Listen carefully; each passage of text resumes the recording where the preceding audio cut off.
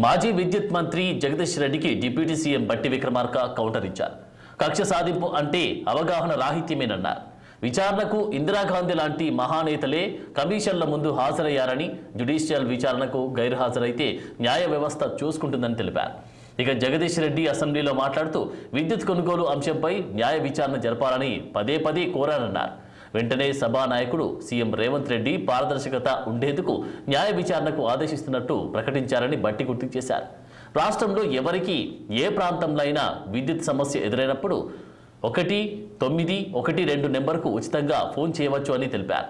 Call సెంటర్కు ఫిర్యాదు అందిన వెంటనే విద్యుత్ అధికారులు స్పందించి సమస్యను పరిష్కరిస్తారని తెలిపారు.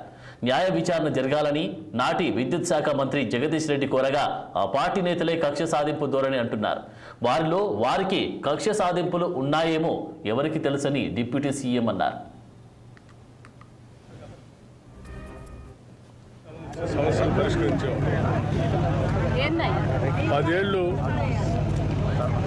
జమాబందీగానే రెవెన్యూ సదస్సులు పెట్టకుండా టీఆర్ఎస్ ప్రభుత్వం భూమికి సంబంధించిన సమస్యల్ని అల్లకల్లలో చేశారు. దాని తోడు ధరణియాన్ని తీసుకొచ్చి మొత్తం భూములపైన కొద్దిమంది పెద్దలకి, ముఖ్యంగా పార్ట్ బిలో పెట్టిన భూములపైన కొద్దిమంది పెద్దలకి దాన్ని అపహరించడానికి కావాల్సిన వెసులుబాటు ఏర్పాటు చేసుకున్నాం.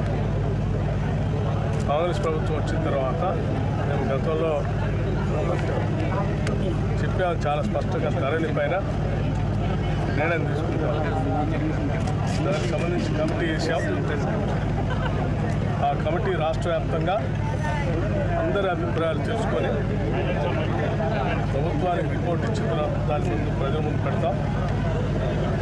దానికి సంబంధించి సంపూర్ణమైన నిర్ణయం ట్రాన్స్పరెంట్గా ఉండేటట్టుగా, ప్రజలకి జవాబుదారీతనంగా ఉండేటట్టుగా గవర్నమెంట్ వ్యవస్థని